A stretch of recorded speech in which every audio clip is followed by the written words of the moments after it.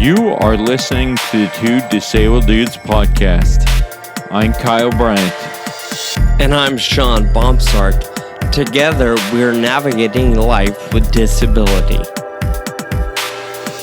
All right, everybody, welcome back to the Two Disabled Dudes podcast. This is episode 48, and we have an awesome guest today. But before we jump into that, Sean, I know that your hike up White Mountain for Determinants is this weekend, this coming Saturday, I believe. So what's up with that? Yeah, well, this recording is coming out Monday. What is that? August 12th, right? 13th? Okay. Yeah, sure. We hike on Friday, August 17th. So we are good to go. For just a couple days away, we'll hit the road. We'll drive down. It's kind of a far drive. This mountain range is not close by. We'll drive down Thursday. A team is going to camp Thursday night. That allows us to be at a higher elevation than any hotel. And then we're going to hike Friday morning. We're going to hit White Mountain. So you're in Northern California, Sacramento, and this mountain is in Southern California. Is it like near like San Diego? No, or LA? It's closer to Las Vegas, actually. Okay. It's Southern Sierra, so it's real close to the Nevada border. So way east side of the state. And about a 5, maybe a 6-hour drive to get down there. Nice. So tell me about the two people that are living with rare disease that you're bringing to the top of the mountain. Yeah, so the biggest priority is a young man named Riley Stevens. I say priority because it's the other rare disease patient is me. And so if I don't make it, I can live with that. I'll try again next year or try again next month. Riley and his dad are actually coming down from Idaho, so it's not going to be easy for them to just try again. If our listeners remember, or probably can remember, Riley's mom, she was on the show.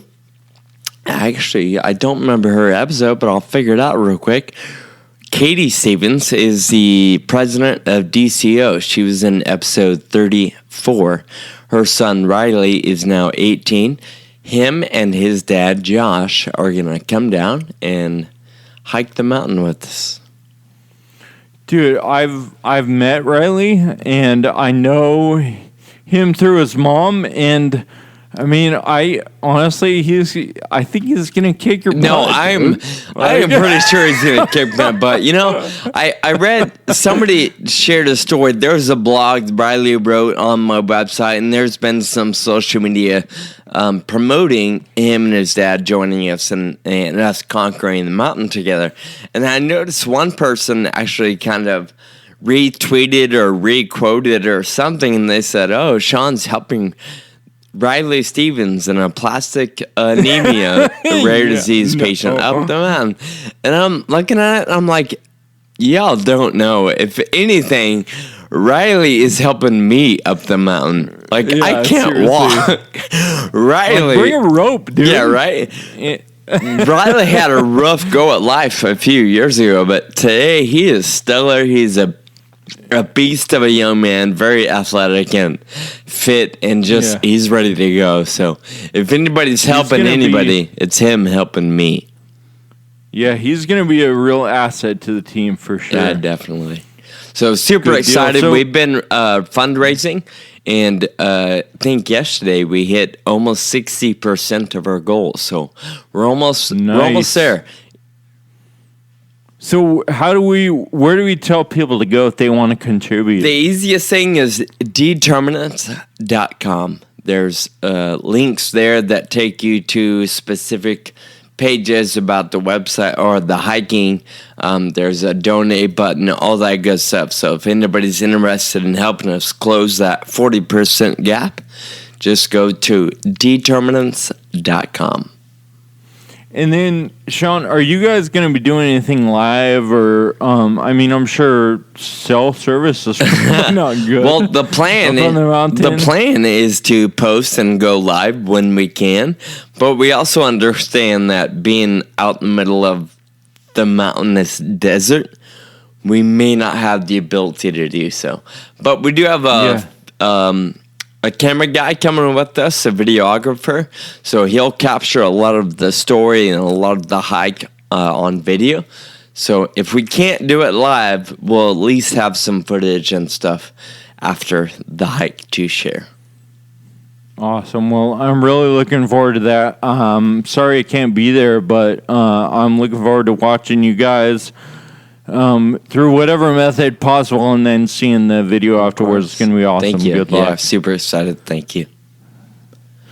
Cool. All right. Well, I want to move on to the interview that we have for our listeners today. But before we do that, one more thing is that we interviewed a guy named Drew Dudley in episode 35. 25. And he's a leader.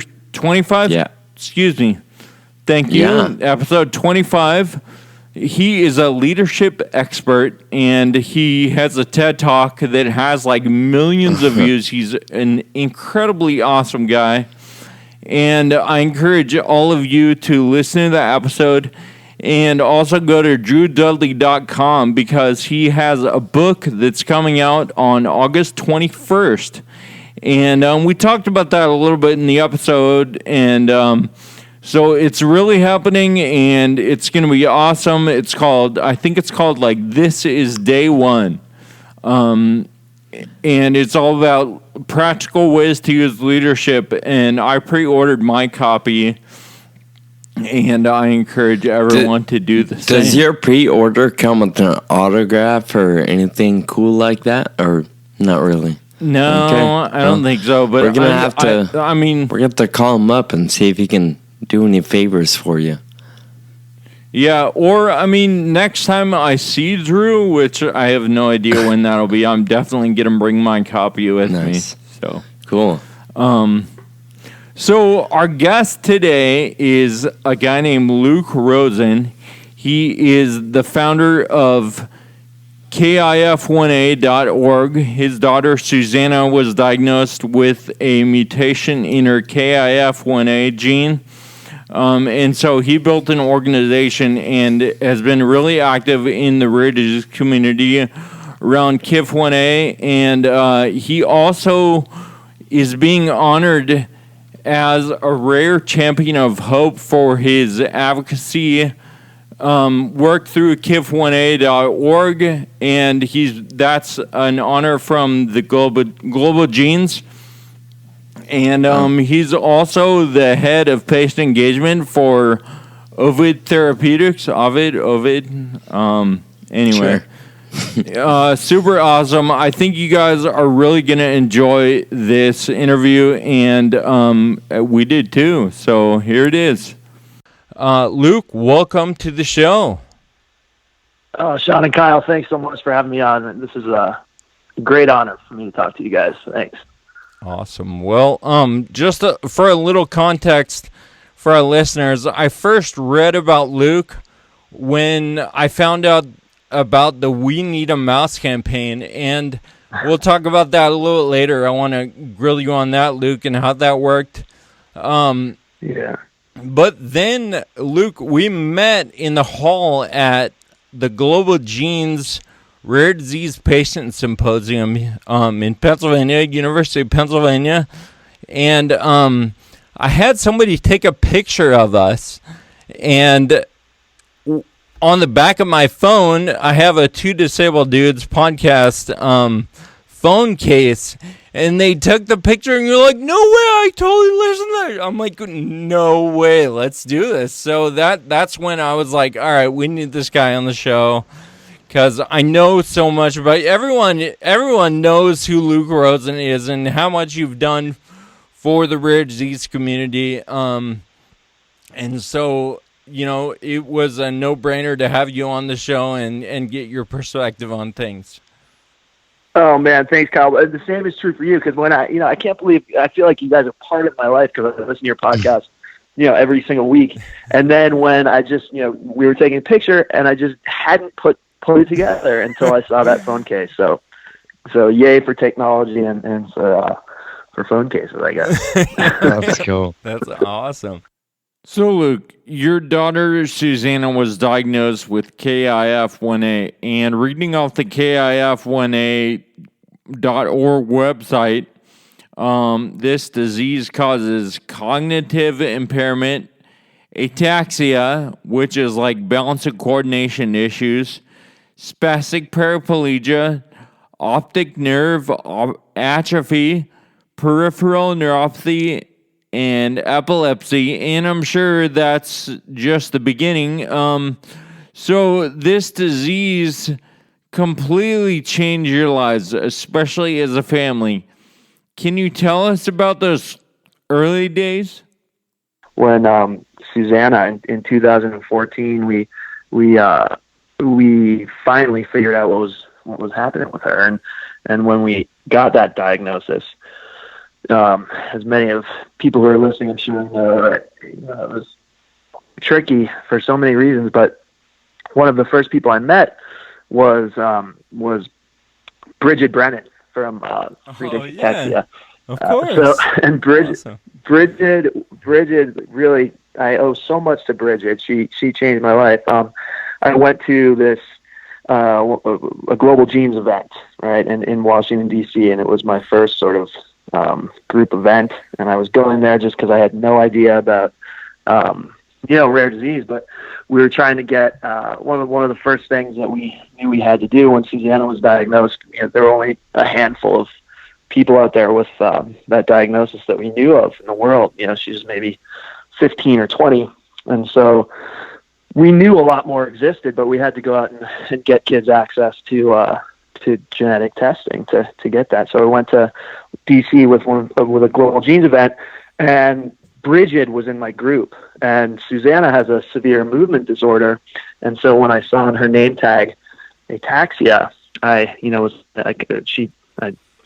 immediately went up to her, and her being a parent, she kind of took me under her wing, and I pulled it up because I wanted to read it. I hope Bridget won't mind, but after the conference, Bridget sent me an email, and I know she won't mind if I just read a quick sentence. Is that cool? You guys mind? Please. Of course, please do.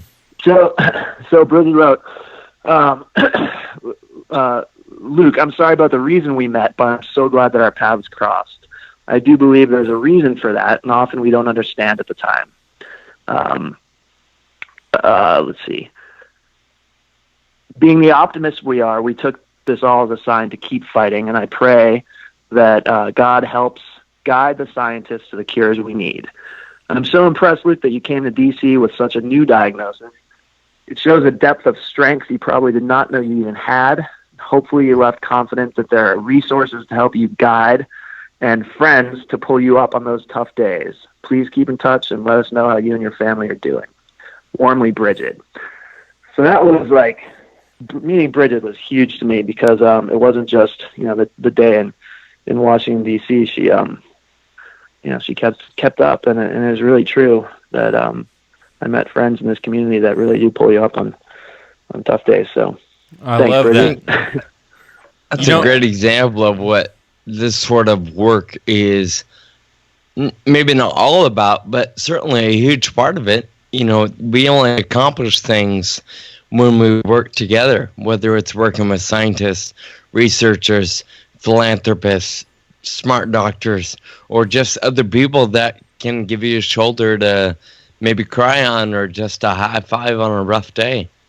Yeah, or maybe I should say a hug on a rough day. Yeah, a hug on you guys know what a rough day, or a boot in the ass when it's we all have our stories, and everyone's got. And all of our stories are, seemingly very sad in the beginning, but every time I get sad, as long as I have, that high five and that hug is super important. But what's more important, I think, is that kick in the ass to get up and fight and work urgently to get others to fight. And tell us a little bit about Susanna and your family's story.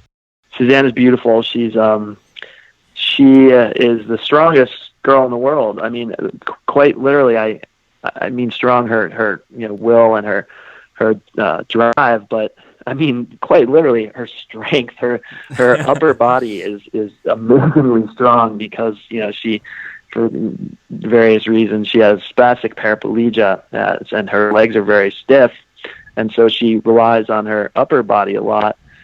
And man, she rode on a horse the other day for the first time, and she lifted her arms up and was just riding, without her hands. And I look at her, I'm like, gosh, for the challenges that she does have, she's amazingly strong. And the most difficult part is trying to, with the cognition, and at times she's very much in her own world, and at other times the thing that's most painful, and I know a lot of family members go through this, is that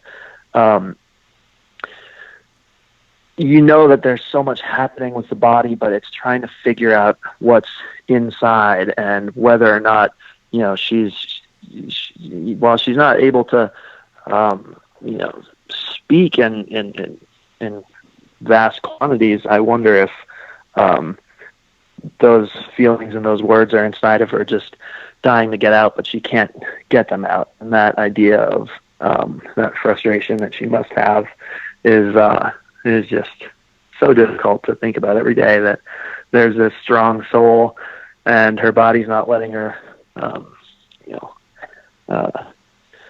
show everyone, and letting her shout from the mountaintops. So I guess that's why we're loud and when we make noises, because Susanna can't.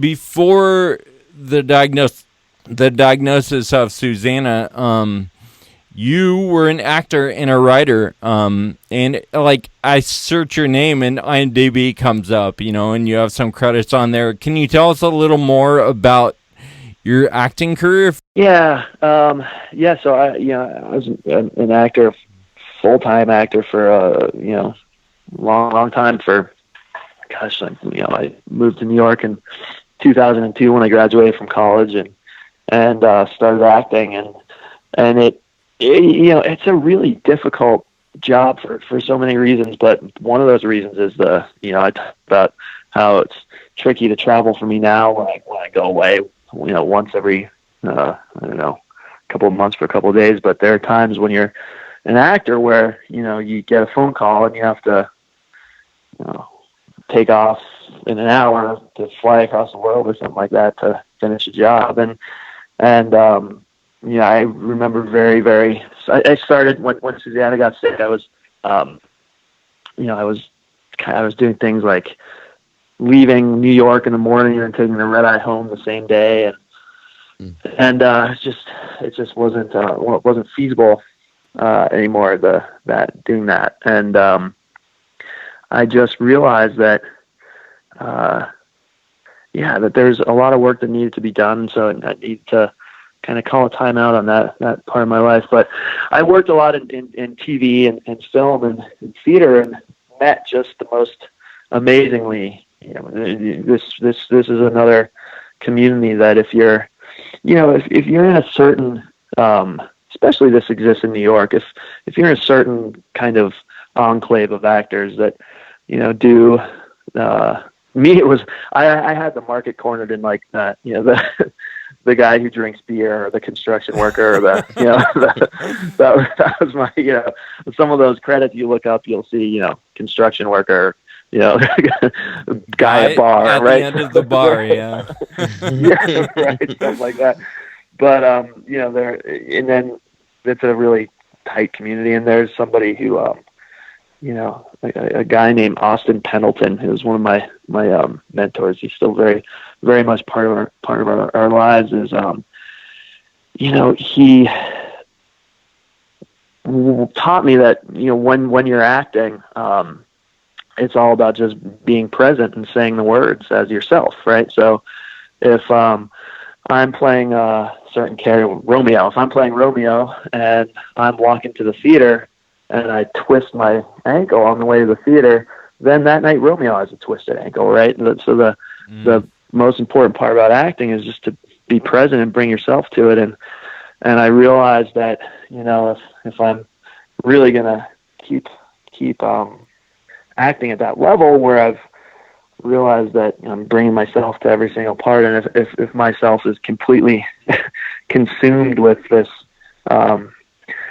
urgent need to find treatment for Susanna, then it's that every night it's going to be a pretty crappy show, Yeah. because it's if that makes any sense. But we're actually I'm gonna I wrote a play called and I actually sent it to Bridget. It was the last play I wrote. It has a lot of Susanna in there. It's called Over the Moon with Trains, and that's a good one.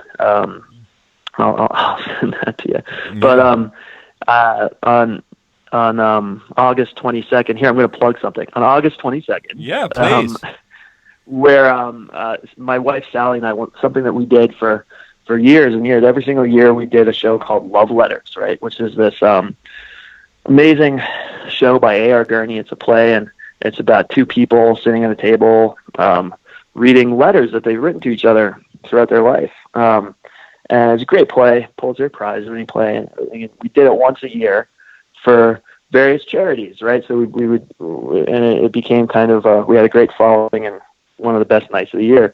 But in the last two years, we got sidelined and we didn't do it. So we're doing it again in August, and it's a benefit, not just for our foundation, but for this new Columbia University's has a new center for pediatric rare genetic diseases, and so it's a benefit for that, and it's happening at Columbia. So I'm kind of nervous, right? It's my first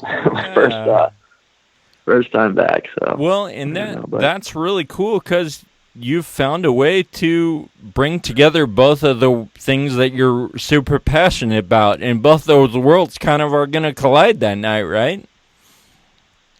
Yeah, they are. I think so. I think That's they are. awesome. And it's just, and my wife is a really, really good actor. It's going to be hard to keep up with her. Awesome. I love it. Yeah. Cool. Yeah. I'm going to have to check my calendar and see if I'm available August 22nd. It's in New York City. Yeah, it's at Columbia, up at Columbia University Medical Center. There's a great little space that we're working in, so it'll be nice. But nice. So, Luke, the first time I read about you was because I heard about this We Need a Mouse campaign. And so for our listeners, can you kind of explain what it is and what that effort was? Yeah, Kyle. So We Need a Mouse happened when we when we started learning about what was needed to kind of jumpstart any kind of research for KF1A. Every time I would we tracked down every single, investigator or scientist, doctor who was mentioned in literature with KF1A, and every time we tracked them down and asked them, the first question they would ask is, is there a mouse model? Is there a mouse? And I'm sure a lot of the listeners know that a mouse model is important for basic research, and there was no mouse model that existed for KF1A for the researchers to start looking at. And so everybody in our group just started saying, God, we really need a mouse. We need a mouse. How are we going to do it? And I did some research, and I called around, and you don't just need one mouse. You need like a knockout mouse, and then different lines to really get an idea of the disease and for disease characterization. And so the cost is exponentially, it's huge. It was going to be really, really expensive, and money we certainly didn't have. And so we were talking with a bunch of the other families. This time there were about 35 families. And we kept saying we need a mouse. And so my wife and I were, gosh, that should be a hashtag. We need a mouse. And then we kind of looked at each other and we said, that should be a hashtag. Yeah. We need a mouse. And then we thought, well, how can we do it? And we just took a video of, it was Nat, my son, Susanna, Sally and I sitting down, and we videoed just saying the words, "We need a mouse," and being goofy or something. And then we kind of spread the net and had other families pull out their phone and do a little "We need a mouse" video. And so people could just take a video, as long as they said the words "We need a mouse." They would email us the video. We would, post it, and then it kind of spread. And then we would hashtag it and send it via social media to various labs. And we found incredible people at the Jackson Laboratory, and a woman named Kat Lutz, who's just a fierce advocate, and she's an amazing person. But we started sending all these videos to them.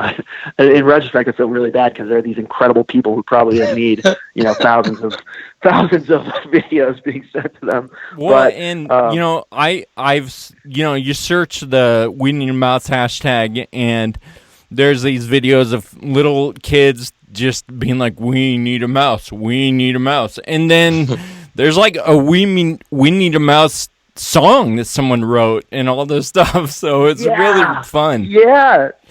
We had musicians writing songs, saying lyrics, "We need a mouse." We had some actors, random people off the street on the subway saying, "We need a mouse." My high school baseball coach, all these really, we had Muppets. We got, there was, one of the families had a connection to Muppets, and there were these puppets that it was amazing. And, finally, it was, and that was that, what "We Need a Mouse" was, beyond just getting us this vital tool for research and discovery, was activating all the families, right? Like, all of a sudden, a family who,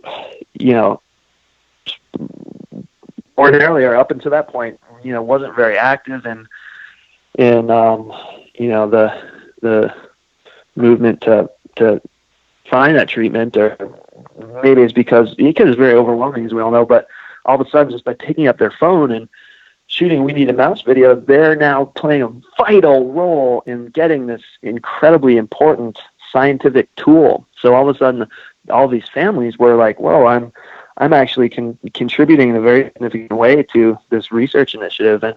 And so by using that multimedia tool, it's just, these families were so great. And one day, I'll never forget this, I was sitting in my car, having just dropped Nat off, and having a car in New York City, as you guys probably know, is just so much of a hassle. We need one with, getting Susanna around. So I was sitting in the car, frustrated about driving or double parking, and I got a phone call, and it was Kat Lutz from Jack's. And we had set the call up, but I kind of not forgot about it, but spaced on a little bit. And it wasn't just Kat; it was 4 other scientists from Jack's, and they were telling me about what we're going to end up needing, and there's going to be more. This, 4 models, 5 models. These very difficult things to accomplish. And in my head, the price tag is just going up and up, and I'm thinking, God, I don't know how we're gonna manage this. And at the end of the conversation, Kat said, "Luke, I guess what I'm trying to tell you is that we want to do this for the families, and we'll do that for you guys and for the community."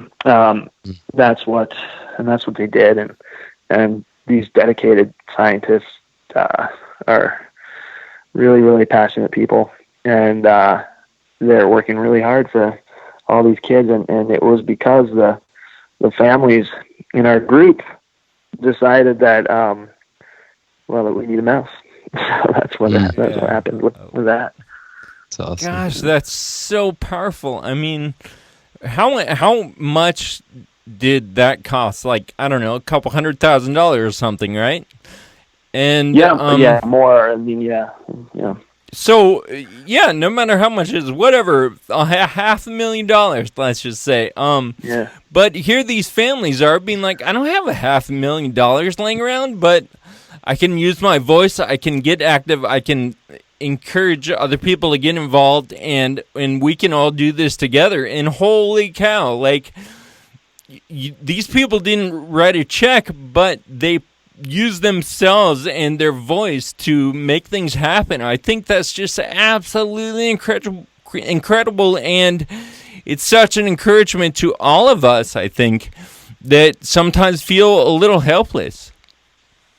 Yeah, I feel the same way, and it even went beyond what we thought. Like, that giving people a voice who are nonverbal, also, like a lot of these kids, it's hard to say we need a mouse, right? It's hard for a lot of and so just being on there and putting yourself out there, my wife and I, we had a strict rule that we would never put the kids on social media until all of this happened, and then we thought, we have to do that.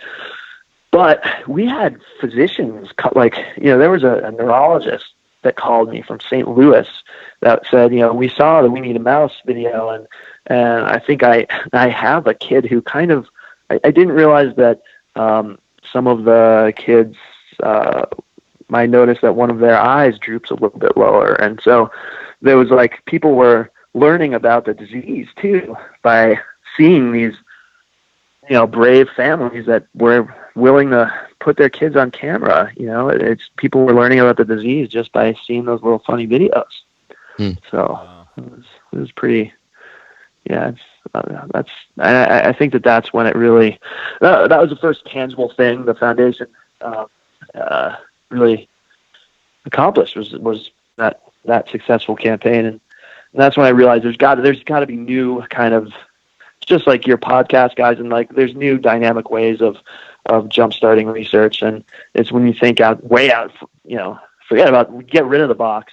So where does the effort with your mice stand right now?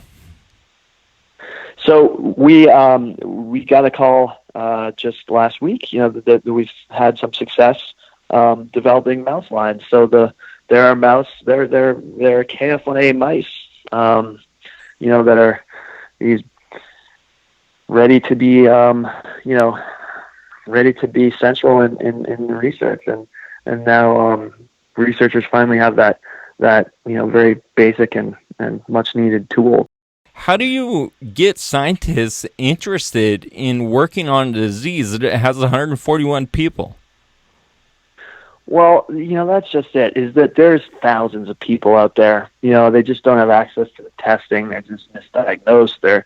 And so I also think that, and this is something that I've learned, somewhat recently, I guess, and is that if we're really thinking about pathways and, not just specific genes, we can get the scientific community to really open up the floodgates and try to figure out all rare neurological disorders, right? There's similarities in all of them.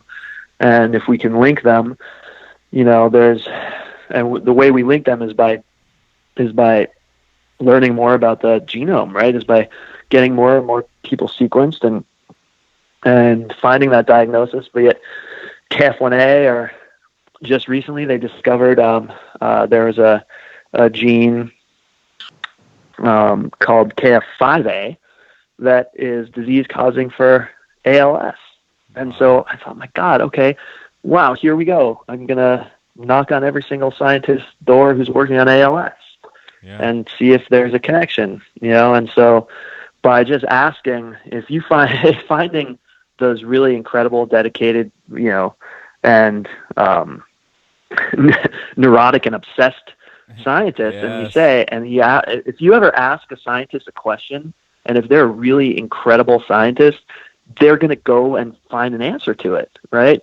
I think it's inherent in their nature is to, is to find an answer for something that somebody, the rest of the community is, it's seemingly unanswerable. It's the disruptors and the problem solvers who fight to answer those questions. So really our job is to ask questions. My job's not to be a scientist or a researcher. I learned that early. I started saying, I'm going to go back and I'm going to learn molecular biology. That's not, I'm not a molecular biologist, right? There are people with a far greater skill set out there. And the thing that we have to do is just ask them those questions because they want to answer them. And so I think that that's how you get scientists and physicians and researchers interested in the disease that, is seemingly incredibly rare, which ours is by asking them questions, And if you find the right scientist and you say, hey, can you help me figure out why these kids are having optic nerve atrophy? Because it doesn't make any sense. And if you're asking the right scientist, they want to help you make sense of it. And it goes beyond wanting to publish the next paper that's going to be groundbreaking. It goes into, wanting to figure out these elements of life that are far beyond me being able to figure out. So it's about finding the people who can actually answer the questions and then asking them, I think. Yeah. That answers it. Well, and, I love that your comment about finding common pathways, because for me that says to me mitochondrial dysfunction, because that's one of the major things in FA, and that's one of the major things in many of these rare diseases. And that's a common thing that our scientists look at in other disease areas to bring some insight into FA and maybe provide some insight, right, to other disease groups too. And, I think there's a lot of different pathways, right, like you said, that relate to a lot of different diseases. Absolutely. I fully think that. And even Susanna and FA, right? It's like if I can figure out a way to a strategy to help Susanna's quality of life by addressing her ataxia, then that's progress, right? So, part of me now, Kyle and Sean, makes me want to, go offline and contact every single FA researcher now and ask about ataxia related to KIP. So, yeah, you're right. I think that's exactly it. Yeah, you couldn't have said it. That's exactly it, Kyle. Yeah. I read in your article, a big principle for your organization is collaboration, and that's the founding principle at FARA too. And so, if there ever is, definitely send us an email, and we'd love to collaborate. Yeah. Well, I'm typing it as we speak. Yeah. The whole flight home today will be drafting emails. Oh yeah, that's right. Oh, and that's the other thing about my emails. I don't draft. I usually just press send, so they're unintelligible first. Well, Luke, it's been an incredible conversation. I really appreciate your time, especially as you're just trying to get home today. I definitely understand that, but I appreciate your time and just your passion for this topic, and your willingness to be the loudest one or part of the crowd that's trying to get stuff done. So thank you so much for being with us today. Oh, Kyle and Sean, thank you guys. What you do means just the world to so many, but my family included. Thank you for listening to the Two Disabled Dudes podcast. Find us online at twodisableddudes.com. And please subscribe and review on Apple Podcasts. We'd like to hear from you. You can find us on Facebook, Twitter, and Instagram. Special thanks to our audio producer, Jake Tompkins, who also composed the music. Until next time, keep living with urgency.